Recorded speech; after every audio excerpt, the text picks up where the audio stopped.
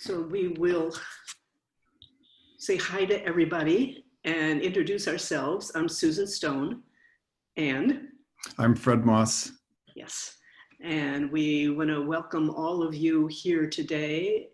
So just one briefly, for those of you who are new here, what we will do is we will have a meditation contemplation that Fred is going to guide, a very brief break, and then I will give a small talk, and Fred is going to join in at the end and lead contemplations on sound. So Fred, would you like to begin, please? Thanks. So Susan and I have cooked up something a little bit different for tonight.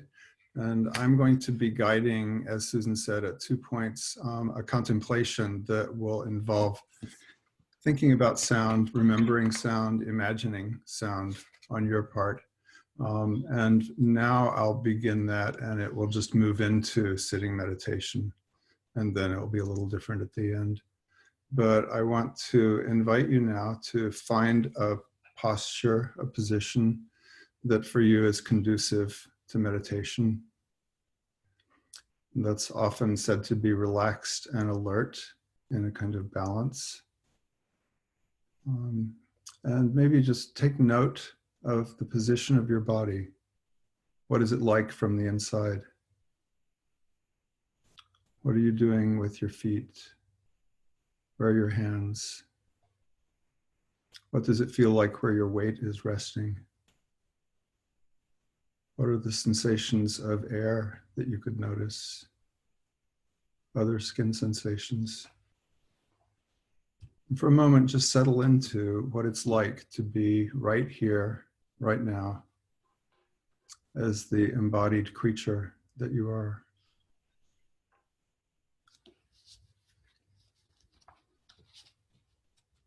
And what I'll do at the beginning of this meditation time is a contemplation where I'll read a series of questions and I'll pause between the questions. And you should just let the questions resonate in whatever way they do for you.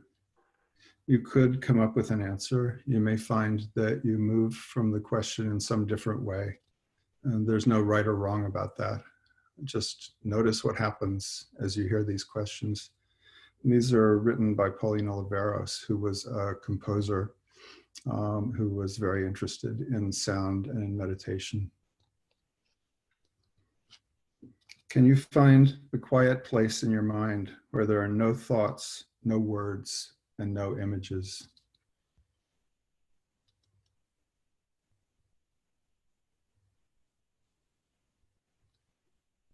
Can you remain in this quiet mind place by listening to all the sounds you can possibly hear, including the most distant sounds beyond the space you now occupy?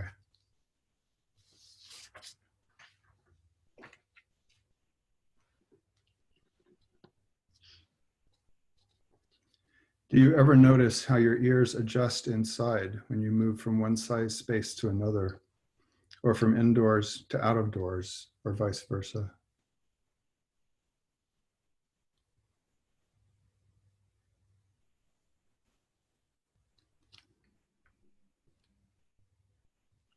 Who is very familiar to you?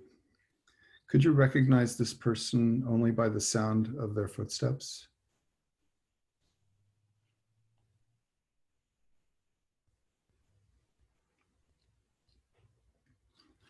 What is your favorite sound? Can you reproduce it in your mind? Would you be able to communicate to someone else what your favorite sound is?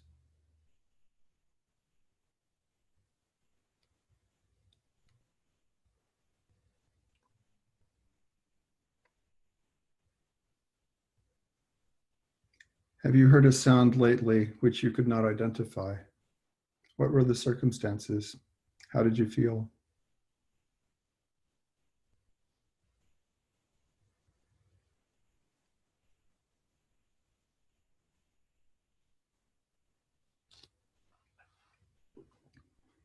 What do you sound like when you walk?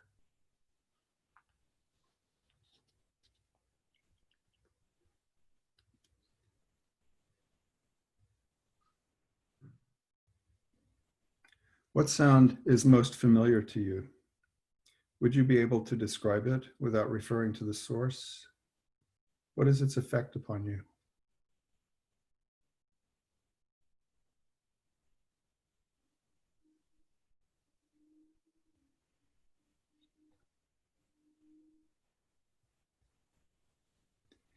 Imagine the sound of a bird call. What kind of bird is it? When did you last hear it? What does it sound like? Would you be able to imitate it?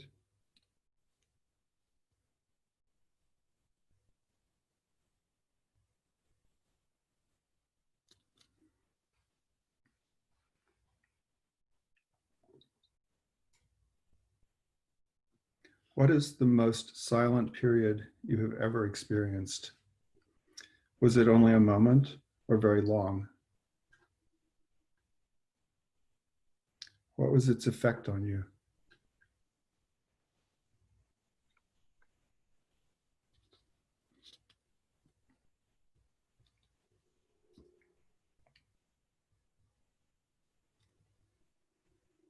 Can you imagine an animal sound? What kind of animal is it? What are its habits? What is it doing? Would you be able to imitate the sound of that animal?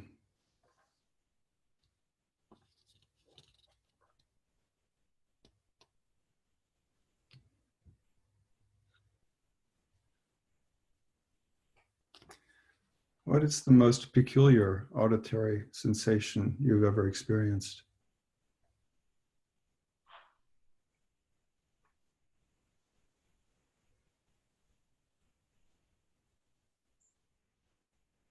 What is the most complex sound you ever experienced?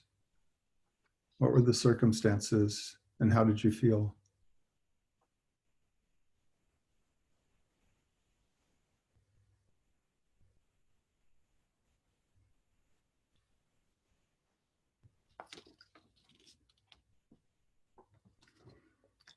Can you imagine that you are in a very quiet, comfortable place with plenty of time, with nothing bothering you?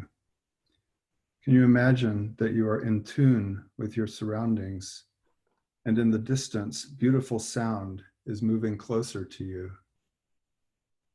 What is that sound? What happens to you?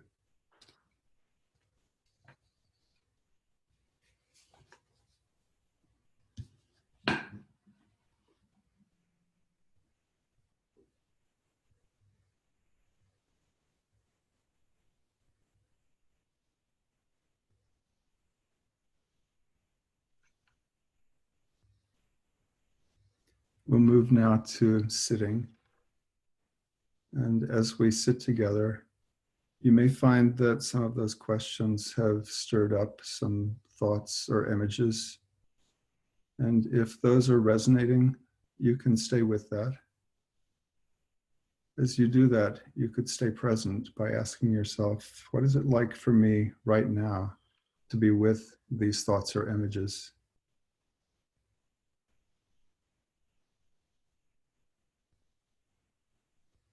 Or if you wish, you may be able to let those and other thoughts go and sit quietly, spaciously, perhaps letting your attention rest on an anchor, such as your breath, or skin sensations, or some other bodily sensation that's very available to you.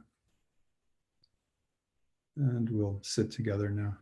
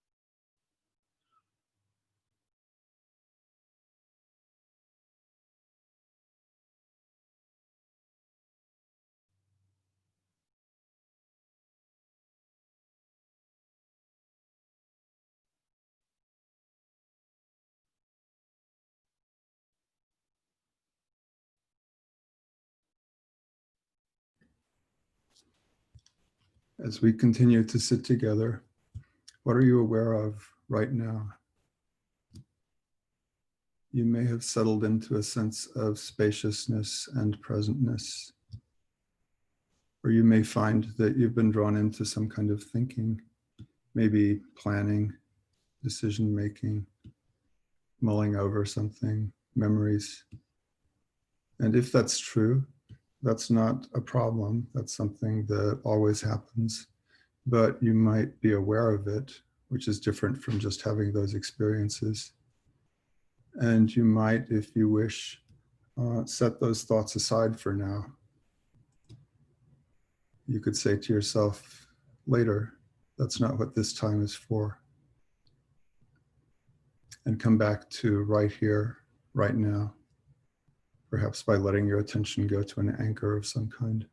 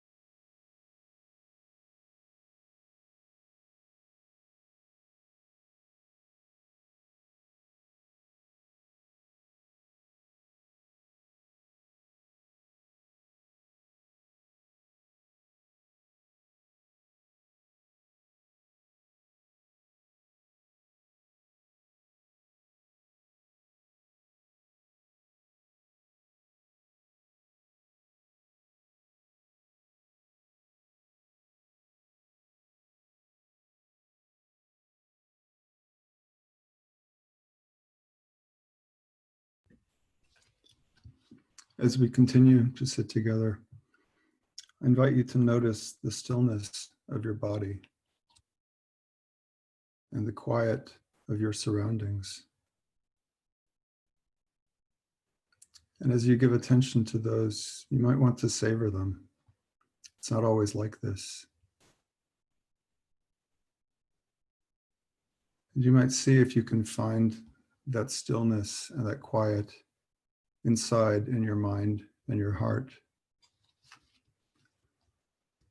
And if you've moved into some kind of thinking, again, be aware of that with kindness. And then you might see if you can surround those thoughts with a kind of spaciousness, as though they were clouds in a vast blue sky.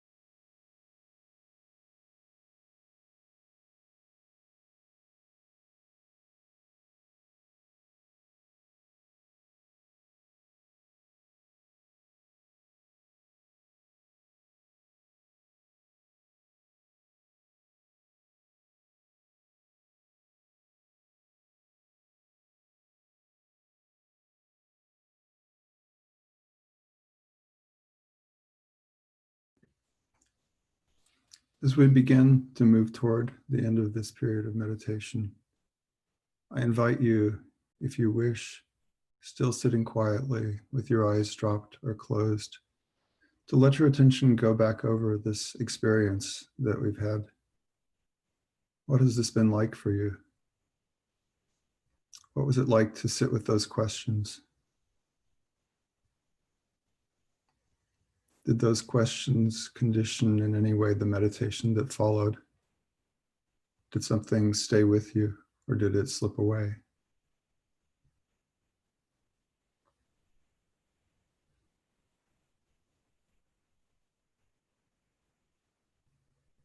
And you might call to mind what this experience of sitting meditation has been for you.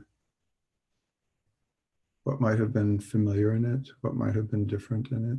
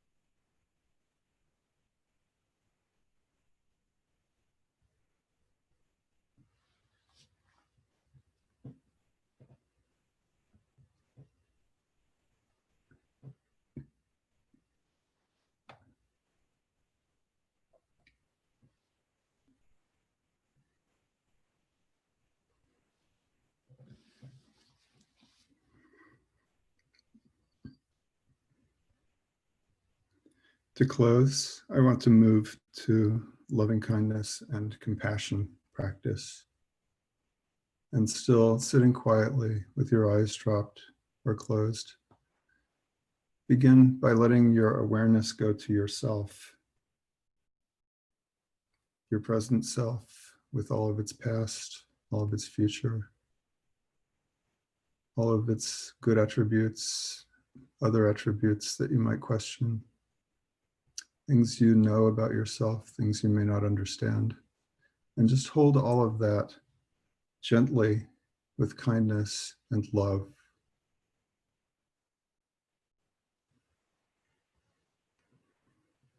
And I'll guide this practice by saying some words that you can repeat inwardly to yourself.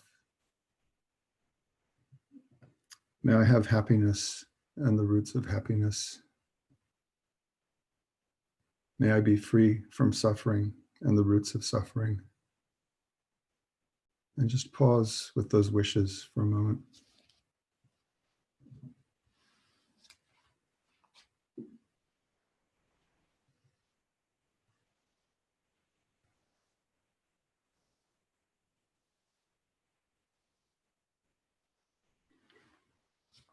And now expand your awareness to creatures to whom you feel close, with whom you're comfortable. Perhaps family members, friends, people you know, people you don't know, humans, animals, other kinds of beings.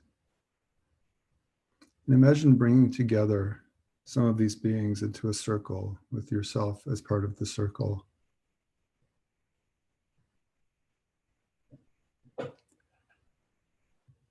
May I and those I love have happiness and the roots of happiness. May I and those I love be free from suffering and the roots of suffering.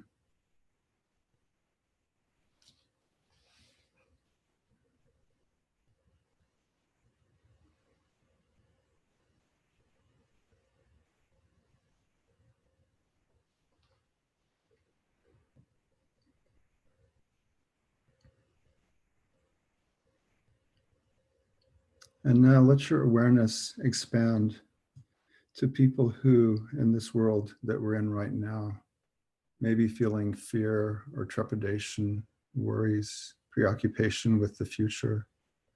suffering of various kinds. And that's probably all of us and many more. And just be with for a moment that situation at this present moment.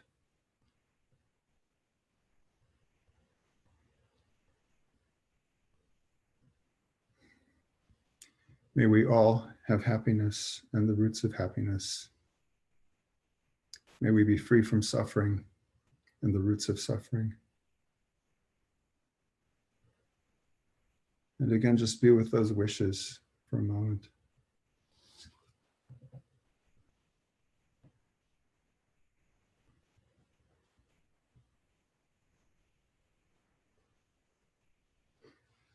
And expanding once more, may all sentient beings, known and unknown, have happiness and the roots of happiness. May all sentient beings be free from suffering and the roots of suffering. And pause with your experience of this series of wishes.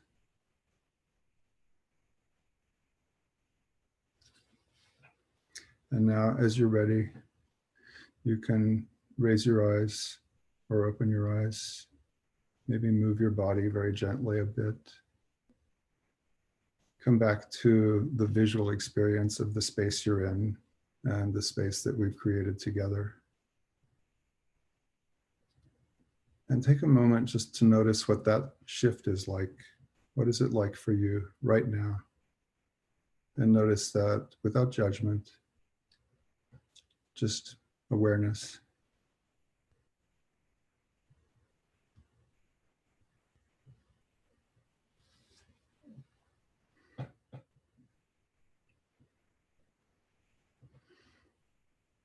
I want to thank all of you for being here and recreating this Sangha yet again. Maybe just take a moment to experience what it's like to be with this group of people at this moment. And so we will, or less, I will, offer a few words around our topic tonight. And Fred's contemplation set the theme, and our theme is sound. And I want to point out, by the way, that Fred is an associate professor of music at UVA, and he's been on the faculty there since 1990. So when it comes to sound, he knows what he's talking about. You can rely on him. So he's inviting us to notice. Fred's inviting us to notice sound in deeper ways. And what I would like to do is to talk about sound and begin with talking about the traditional teaching in Buddhism, Theravada Buddhism, our tradition, about sound. And mainly I'm going to be talking about sound in its external aspects, not the stuff that we usually focus on, which is the noisy mind. When we think of sound, we start going into the noisy mind. We're going to be talking mainly, not entirely, but about external sound and its implications. Because in traditional Buddhist teaching, sound was understood, or rather the ear was understood as a sense gate, or a sense base, you can call both. And in the traditional teachings, it's understood that there are 6 sense gates: the eye, ear, nose, tongue, body, and mind. The sense organs, those are all the 5 that we know in the West, plus the mind. Now, the mind comes as, or it certainly came to me when I first heard about it as, wow, a sense organ? Whoever thought of the mind as a sense organ? But in traditional Buddhism, it is. And the way that it's understood, there's a common dynamic for all of these sense organs. And that is, it's understood that a sense object, whether it's something you see or hear or taste, touch, or think, is viewed as a sense object, and it impinges on the sense organ or the sense gate. And the result is we become conscious of whatever it is, the sense that has come through the sense gate. So the Buddha spoke about actually sense consciousness. If we hear something, he talked about it as ear consciousness. You see it, it's eye consciousness and so forth. He talked about consciousness in terms of the sense that had triggered it, and that was the object of it. And the point is that we react in specific ways according to the sense input. We will react if it's something, say, I hear and it's something I like a piece of music that I love, then I'm going to be favorable. I'm going to turn to it and pay attention. If it's something that I don't like and don't want to hear, very likely I may just turn away or block it out. If it's a thought, same thing. Thoughts and emotions are understood as sense objects, mental objects. And we may respond skillfully if we're being mindful, or unskillfully, reacting unskillfully if we're being unmindful. In terms of thoughts, our reactions are understood to a sense object, are understood as volitional activities. Big deal about volitional activities. I won't go into the whole deal about it because we'll never get out of it, but volition. And we have the choice of how to respond. It's a volitional activity. Now in Zen, they call the sense organs and sense gates thieves, because they allow our consciousness, our attention to be stolen. They allow our attention to be stolen, reacting positively to something that we like, being averse to something we don't like, resistant, and then we tend to get lost in it. We tend to get lost in it if, in fact, we're not mindful. There's a whole big deal. This is the big point that we have been, in one way or another, right, been talking about this for years. Unmindfully, we react. We don't notice what we're doing, and we've got problems. Mindfulness, though, and this is the Buddhist teaching, of course, is transformative. When we're present, without a lot of judgment, opinions overlaying everything, then we're present every moment. And we can shift how we are responding to the senses. We can respond rather than react automatically. We respond wisely. Now, a traditional teaching features guarding the sense doors, and I'm talking about traditional teaching in traditional Buddhism, is guarding the sense doors. It was a major part, and continues to be, by the way, a major part of Buddhist monastic training in Theravada monasteries. Theravada, just I will mention in case you are saying, well, what's that? Because not everybody gets it. It's spelled Theravada, and it's pronounced T, not Theravada, but Theravada. And that's the tradition that our practice stems from, by the way, just in case, just a little item of information. Guarding the sense doors. This is a big part of traditional monastic training. And so there's the phrase for example, monastics are taught to maintain custody of the eyes, which is a tremendous phrase if you start thinking about it. It's a really big thing. They will remain custody of the eyes. Notice what they're looking at, which links right up with being aware of senses. Notice what they're hearing, but custody of the senses. Not engaging in simply getting lost in sensory input, but to the extent possible, deciding, do I want to or do I not? And I will say, I have lived in Buddhist monasteries, and I will say, for example, I've noticed there were times, especially in Theravada monasteries, when a male monk would be talking to me and then drop his eyes, and this I know and knew he was maintaining custody of the eyes. I, as a Westerner, very easily found this like offensive, like avoidance. I mean, good grief, you know, you can't really just look at, you know, you can imagine just the inner conversation that went on. But I think it's really interesting because it points up a cultural difference. We see avoidance as something unpleasant that we don't, we'd rather, we often at least, would rather to avoid it. But there, in this context of Buddhist training, it's a mindfulness practice. So just keeping, it's not about right or wrong, but keeping these differences in mind. This guarding the sense doors, maintaining custody of the eyes, the ears, however, is actually embedded right in the precepts. And any lay people, and I mean secular people who aren't monks, who are take a retreat in this tradition, many people will take all of the 8 precepts. You know many of them. You know, that is refraining from stealing, killing,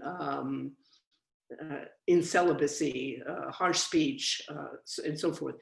There's one, though, in the Theravada tradition that I think is really interesting, and that is refraining from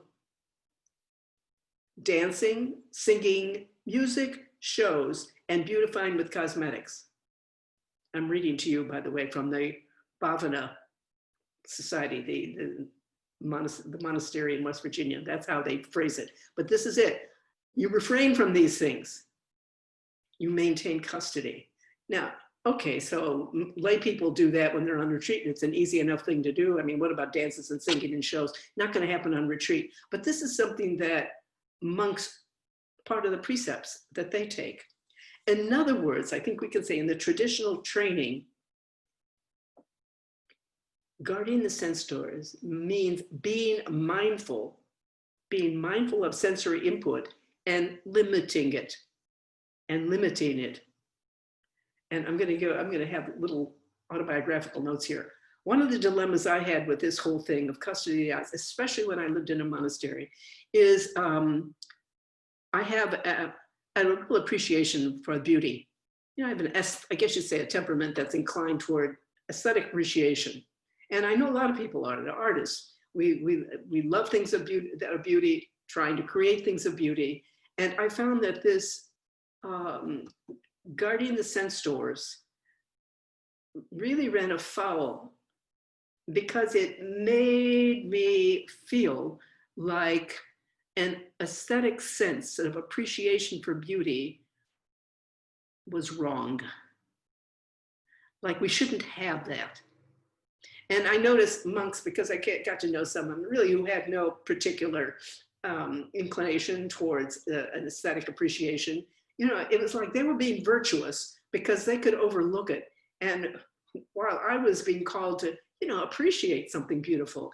And it's very easy to feel guilty. And I'm mentioning this right now because I've spoken with other people who have questioned this, like, hey, is it wrong? And I would just say, it's been a long inner journey for me, but I will just say, no, it is not wrong. You do not have to feel guilty for naturally appreciating beauty. It doesn't mean that you're spiritually inferior because you appreciate beauty. Go for it. We need to go for it mindfully, of course, mindfully.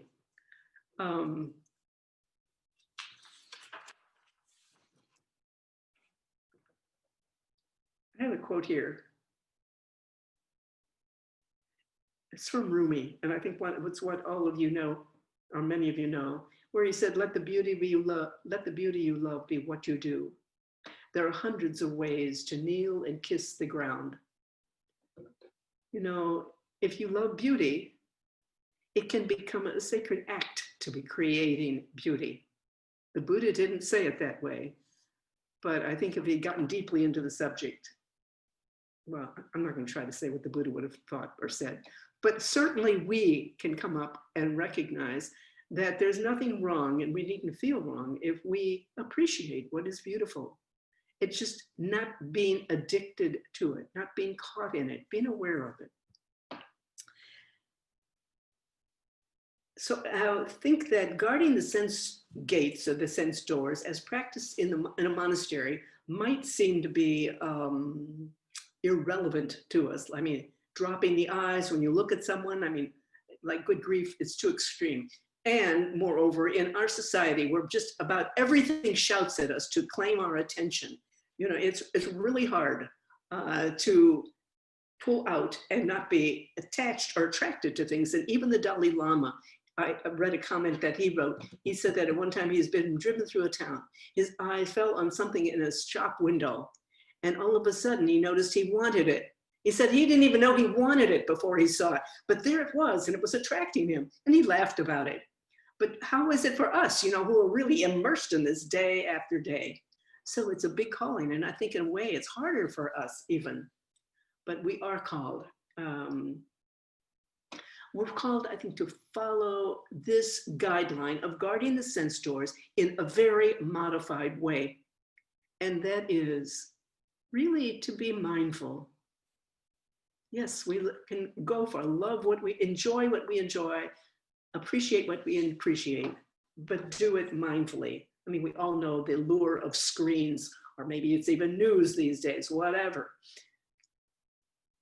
Mindfulness, bringing mindfulness to it, enjoying the sense doors in wholesome ways. In other words, it brings us to really what the Buddhist tradition is. It's a tradition about being balanced. I think we've all heard the middle way, right? Not too much either way. In one of the scriptures, in the Buddhist scriptures, and I thanks to Fred for bringing this one to my attention, the Buddha was talking to a monk named Sona. And before this, Sona had ordained, he had played a stringed instrument called a veena. And the Buddha used that and said, Sona, before you ordained, you played the veena, did you not? Because Sona was a little perplexed about going off in too much of one direction or another. And the Buddha said, what do you think, Sona? When the strings of your veena were neither too taut nor too loose, but tuned to to be right on pitch, was your veena in tune and playable? And of course, Sona said, yes. And Bhagavad, it was indeed. And the point is that the Buddha was making, be on pitch, not too much one way, not too much another, living a balanced life. Guarding the sense doors is not only about the great big decisions in our life, but in fact about the little daily decisions, about what we do and how we do it. Which is to say that our practice is a 24-hour-a-day practice, or at least when we're awake, right? Which ratchets it up. It isn't just a practice for when we're sitting on a cushion. Sherry Huber, she's a Zen teacher. She said, the quality of your life depends upon where you put your attention. I thought, wow, the quality of your life depends upon where you put your attention. So that brings us to sound. We've been talking about sound, or going in that direction. And first, I'd like to make a distinction between sound and noise. Noise, I think we can all agree, is the stuff we don't want to hear. The audible clutter, the stuff we want to block out. You know, one person's noise might be another person's lullaby. We can recognize that, you know. But there's just a lot of it. We can be overwhelmed with it in our society. It can become a survival, and is a survival mechanism. We cannot absorb all of the noise that impacts us. And I would suggest that this, and that's it's a survival strategy.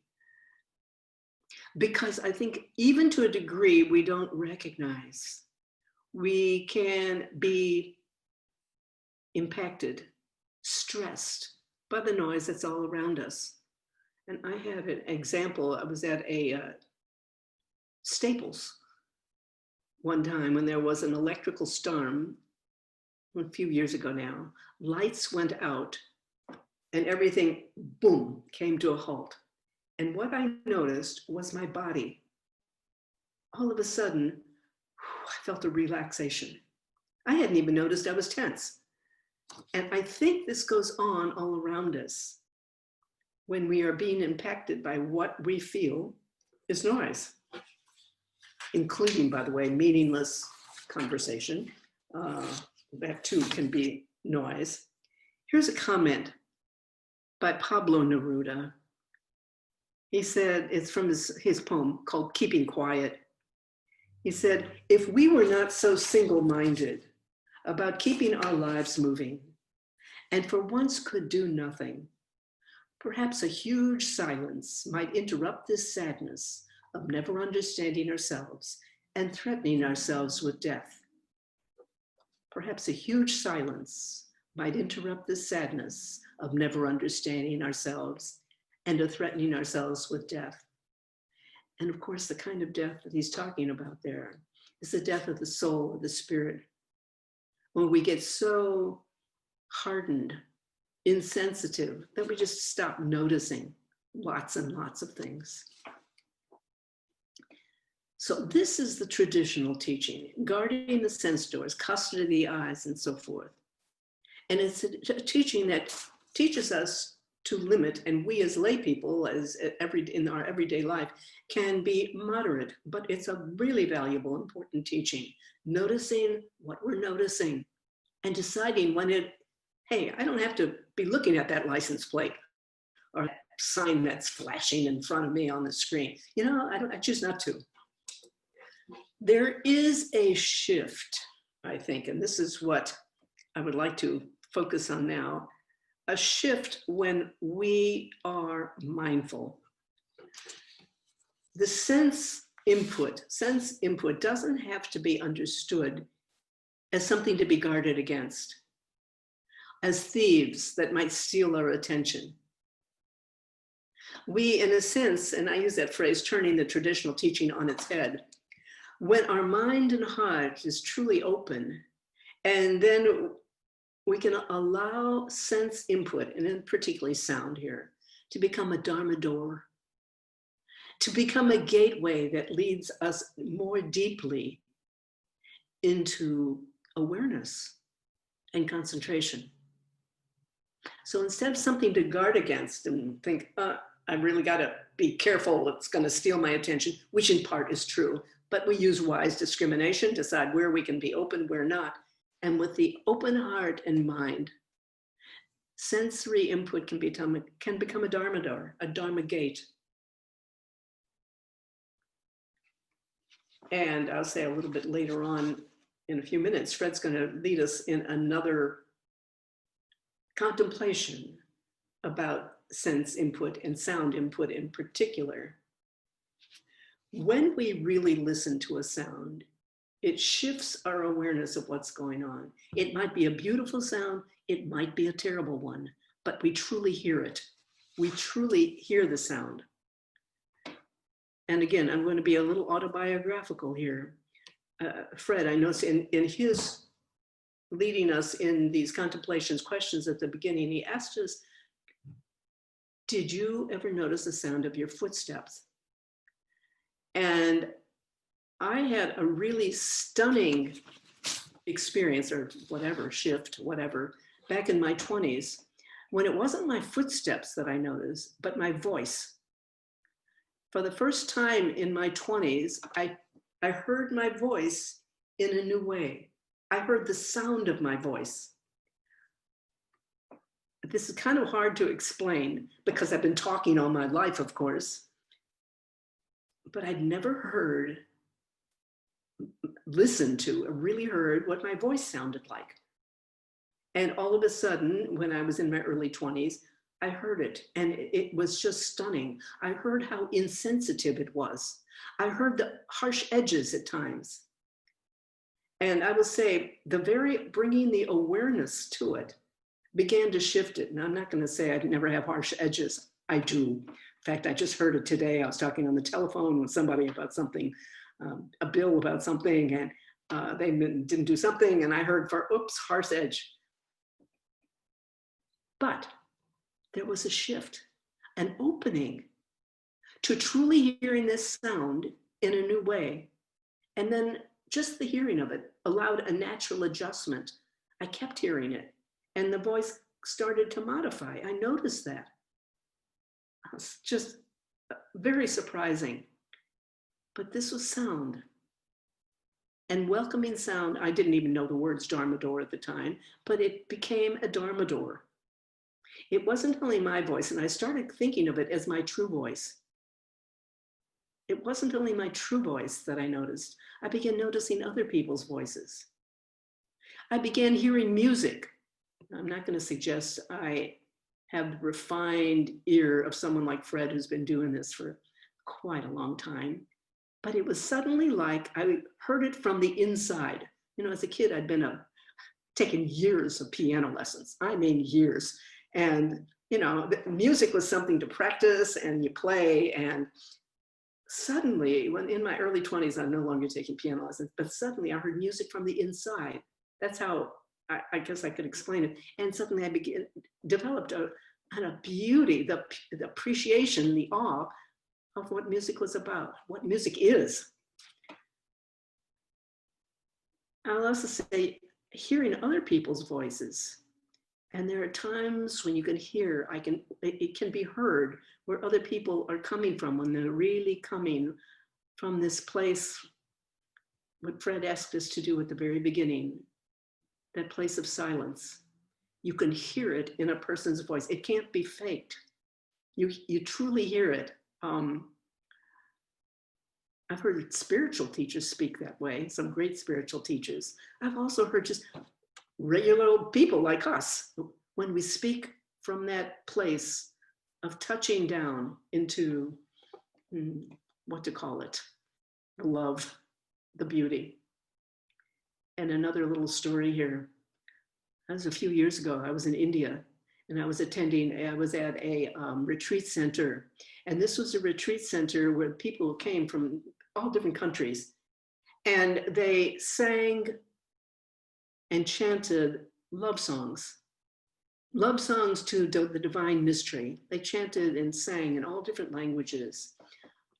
And on the last morning, I'll never forget this, on the last morning I was there was a Chinese woman who sang. And as she sang, I didn't understand a word she said. And her voice was a decent voice. I'm not talking about whether she could keep a tune. Yes, she could. But it was where she came from. I remember I had goosebumps as I listened. And I thought, you know, on the day I die, I hope someone sings to me like that. And I still hope it. And there's something really sweet that just happened. I have a friend who, right now, she's in India at that retreat center. She's been there since shutdown. They got closed in, no flights, and the whole story. But I told her about this just the other day. I told her about this experience I had with this particular song. And she told me that this Chinese woman, her name is Lynn, actually was at the ashram now, because she too hasn't gotten home. And so my friend told Lynn that I would be saying this tonight. And I thought, wow, I'm just so touched by all of that. I mean, think of all the technology. I mean, I can connect with my friend by Skype. She's in India. We're connecting by Zoom. And here is this connection between myself and a woman in China that I will never probably see again, but she touched my heart and now she knows it. And I don't know, to me, that's really heartful. So Rumi again, he writes about those who speak the low tones of thunder for everyone. He said, when I'm quiet and solid as the ground, I speak the low tones of thunder for everyone. I love that, speaking the low tones of thunder, no self in it. There was no self in this Chinese woman, Lin, when she sang that love song. That could be felt. She didn't have to say it. It was pure love coming through, pure love. So on the low tones of thunder, ultimately, another term for that is a term that Ajahn Sumedho has used. And he calls it the sound of silence. I have here a book of his, which is by that name, The Sound of Silence. And he has, Ajahn Sumedho, he is actually initially an American. He's been a monk for more than 50 years. And he was trained by Ajahn Chah in Thailand. And he subsequently became the abbot of Abhayagiri in Amaravati in the UK. Amaravati, big Theravadan monastery, and he just retired a few years ago. He speaks about the sound of silence. And he says it's not a sound like, for example, a dog barking is a sound, but it's something else. And I think there are so many ways of referring to what this something else is. The sound of silence. I'm going to read you a quote, something he said about it. He said, the sound of silence is like a subtlety behind everything that you awakened to. You don't notice it if you're seeking the extremes. Yet, as we start to become more poised, more present, more fully receptive of all this moment has to offer, we start to experience it vividly. And listening to it can draw us ever deeper into the mysteries of now. Ajahn Sumedho. So he's referring to, I have other words for it, the natural state, low tones of thunder, the sound of silence. So here, my friends, is where our teaching heads. There's so many words or different ways of expressing it. You don't have to think of it as the sound of silence. But when the Buddha spoke of the unshakable stability of mind, it's a mind that's grounded, if we want to call it the sound of silence.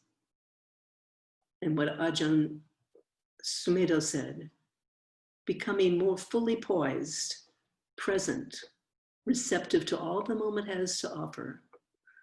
Mindfulness, right? We're practicing it. So beautiful and vast. So I thank you for listening. And right now, Fred is going to take us into some contemplations with sound. Go ahead, Fred. Thanks so much, Susan. So I have brought in some poetry to share with you. Most of it is haiku.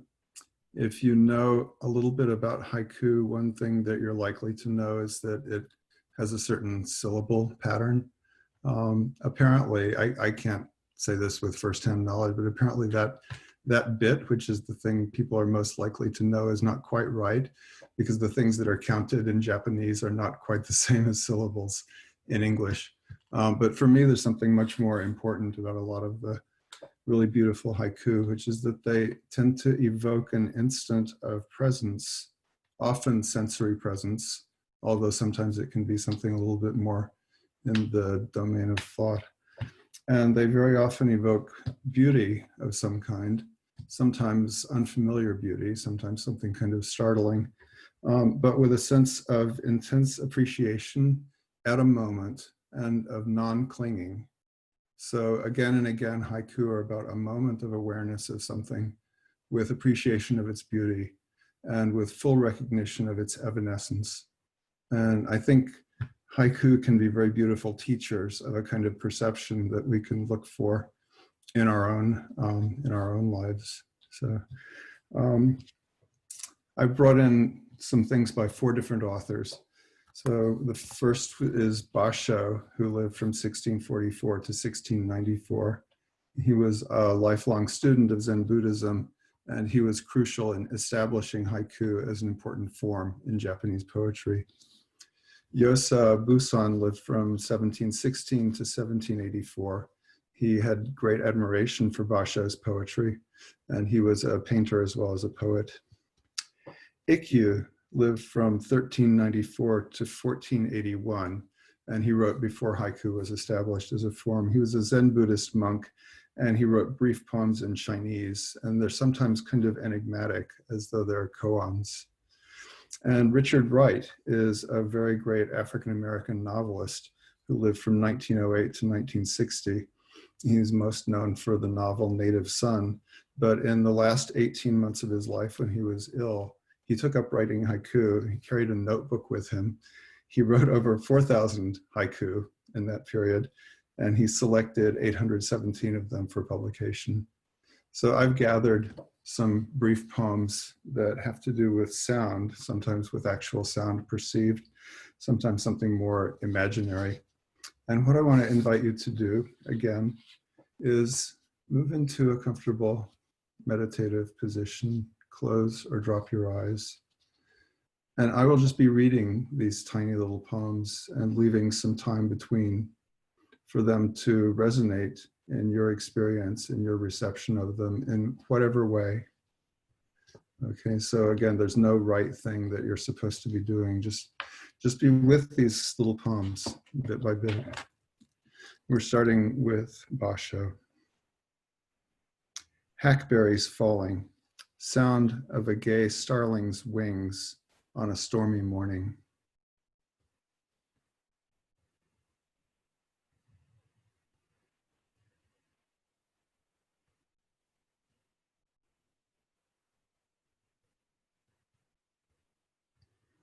A withering wind hiding in the bamboo has calmed down.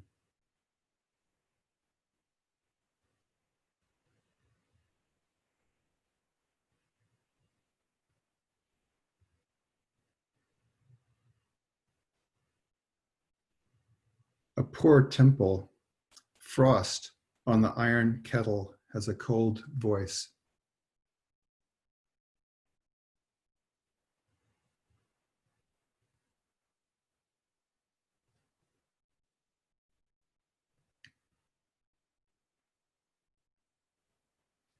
Bush warbler, is it putting to sleep the spirit of the lovely willow?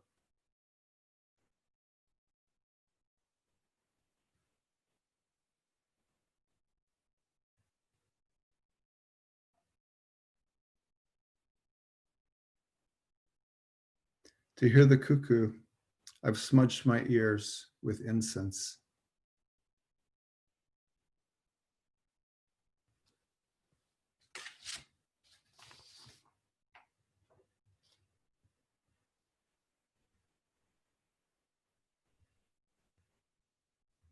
Loneliness seeping into the rock, cicada's voice.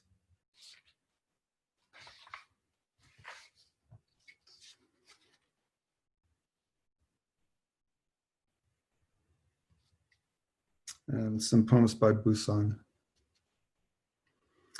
Far and near, I hear wooden blocks pounding cloth.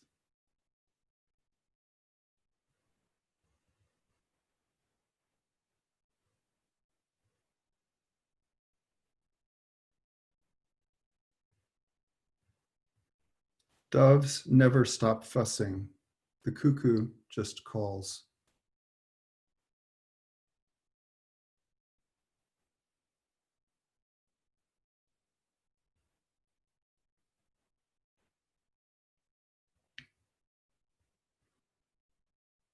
Evening after evening, irises silent in the rain.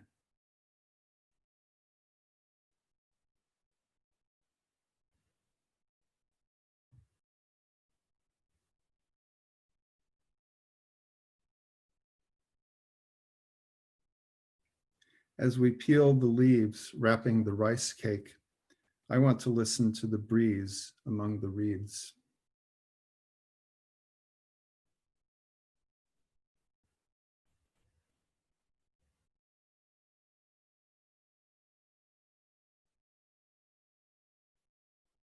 The sound of the sharp sickle cutting wild rice stems underwater.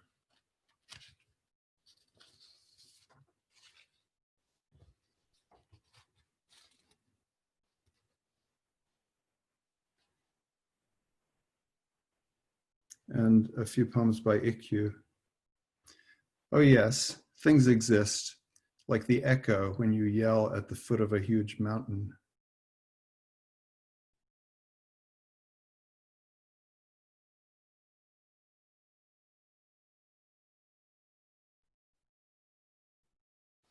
Raging in the now, hungry for it, crows rattle the air, no dust.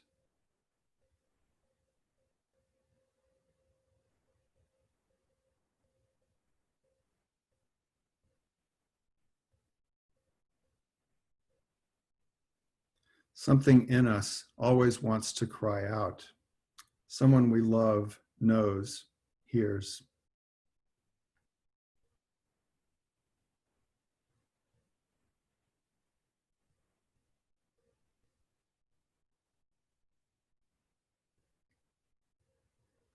Empty belly, no wine, it's freezing. Melody, the angel's shining cloak, stains the air.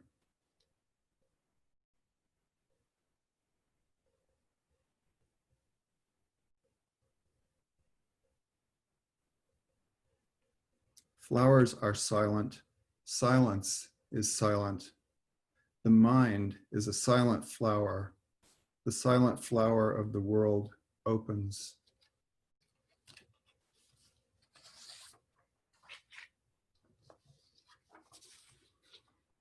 And poems by Richard Wright. In the silent forest, a woodpecker hammers at the sound of silence.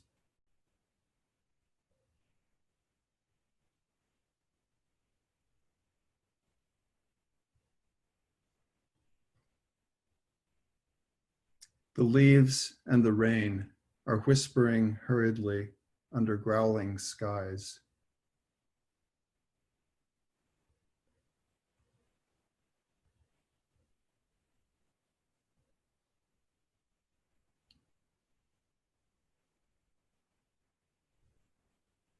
In my sleep at night, I keep pounding an anvil heard during the day.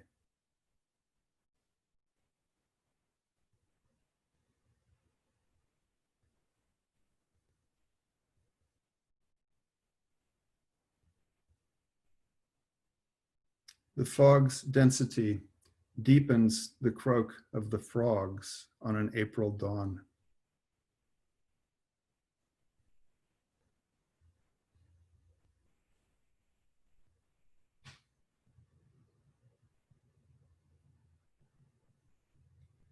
Blue-black beak open, a crow hurls a caw straight at a sinking red sun.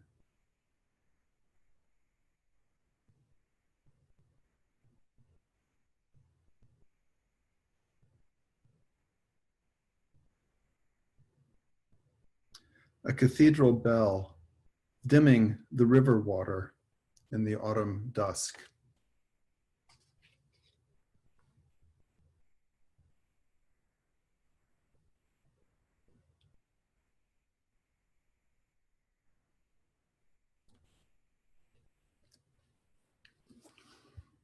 So that's what I've brought in. And I invite you, as you wish, to raise your eyes, open your eyes, perhaps move your body gently again. And maybe just take a moment to be with what that experience was. And for me, those poems really invite the question, what is it like to take that poetry as a teacher about kinds of experience that I could cultivate day to day, that I could be more aware of? Little experiences of beauty, maybe surprising moments, again, without clinging.